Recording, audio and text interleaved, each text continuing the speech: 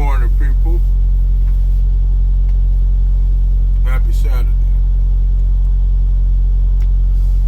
As I sit up here in upstate New York, picking up a load going to Quakertown, PA.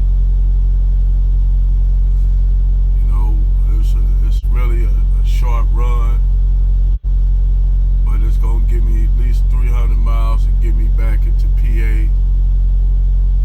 The load board been really shitty this week, and I told you how a lot of the mega companies, they run freight cheaper than small companies and owner ops. So you gotta really compete out here with these mega companies who's pretty much, they can run freight for a cheaper rate due to the fact that they may have a fleet over 1,000 trucks,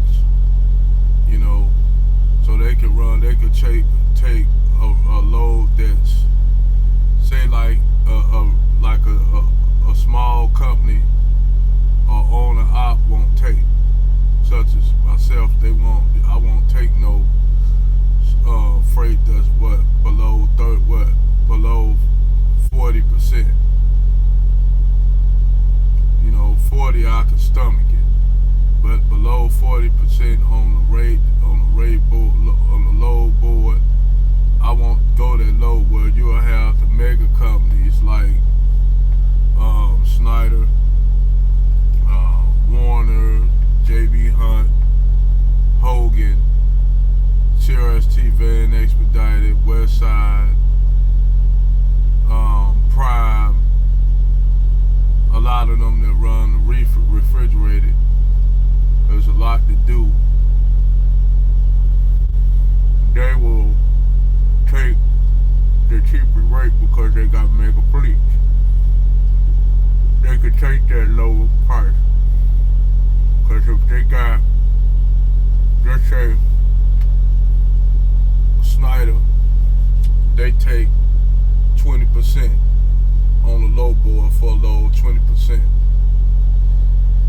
And they got 6 or 7 trucks going to the same place picking up load. They're going to still have a maximum profit. You see what I mean? They could take a rate of even 10%. But if they got like damn near 20 trucks come pulling up out of there, then they got a contract where they got about like 20 trailers. You drop dropping the hook, come in, drop off an empty, pick up a loaded, bam. So that's how the mega fleet's doing it. That's how they doing it, because they take freight for a lower rate than owner ops, especially drivers that got their own authority.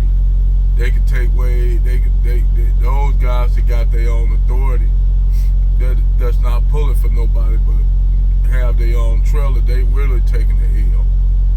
That's why, it's easier for you to come on and pull for a company. But even with that, now the big mega companies, they got so many trucks now, they don't have to hire outside trucks.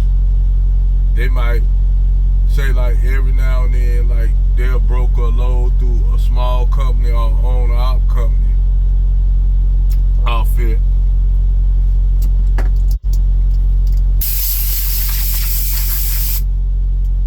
They'll get a small, like, you'll have Trans Am or something, need a load to be picked up. They might not have a truck there.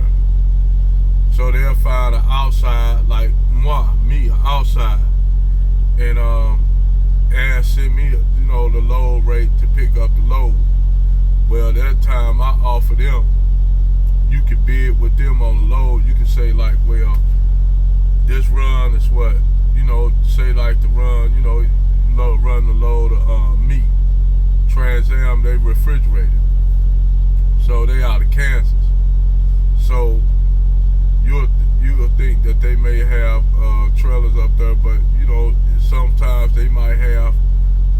they might not have enough freight, enough trucks to cover certain places, even if they got trailers on their yard and trucks.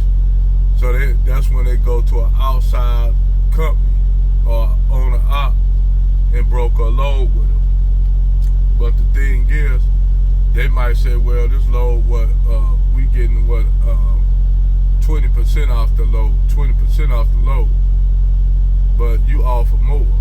So now they got to bid, say like that load, is 40% because it needs to be there. It's, expedited load, run. So they'll say, well, this run is 80%. We get half, you get a percent, and say, I want half of it, I want 50%. You get 50%, you get 50, I get 50. Or it's a low 80%. You get 40, I get 40. You break even. And see, that's cool because it's 40. You ain't gonna go below 40. You did. But that's what it's like when you bidding with companies out here.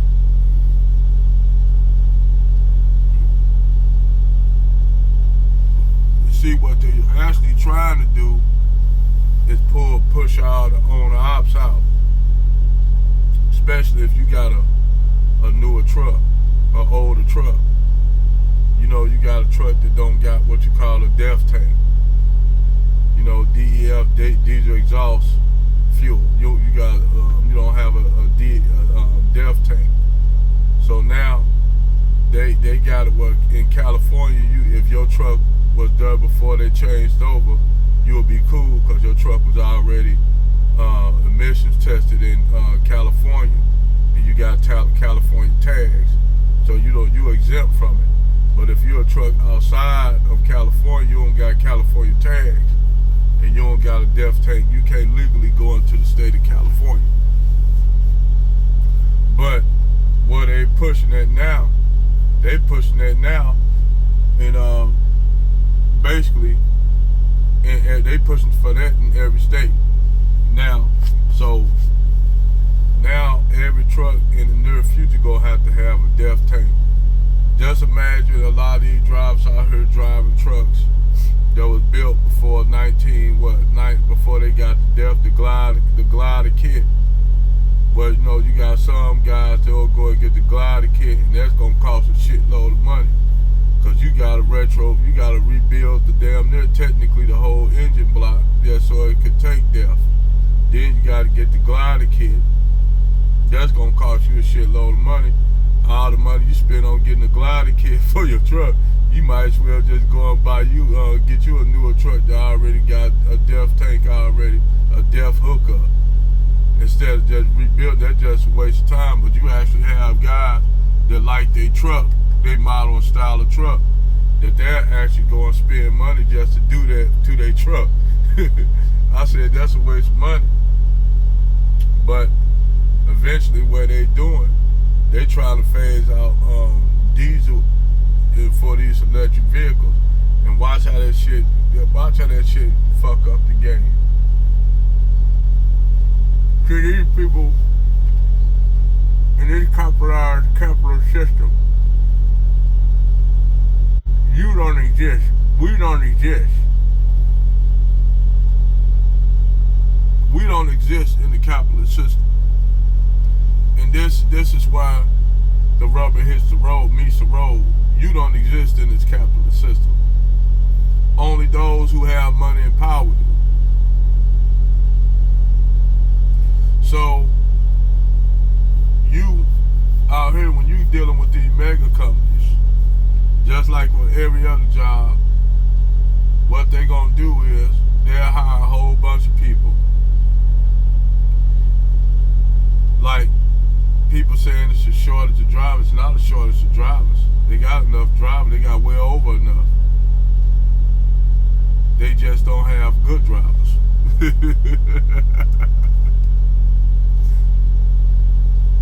You know?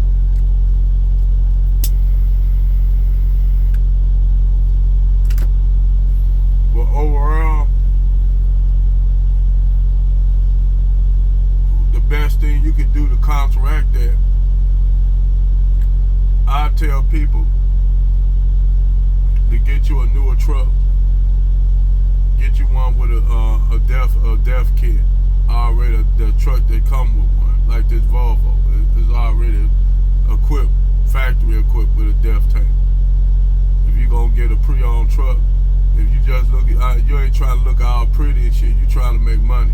That's the whole point, to get out here and make money, not your truck looking all pretty with big stacks and shit like that. That's superficial shit, you know. Because eventually, them trucks, the stacks rust out and shit like that. You know, you need something that's gonna run. You know, so me, everybody said, well, the game, it look like the game, trucking game is going down. Not really.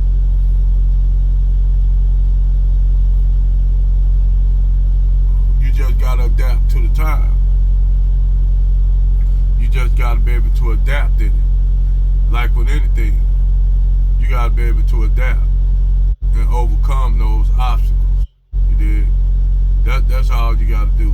I mean, it's still money to be made out here. Even though freight rates high as fuck for certain companies, low as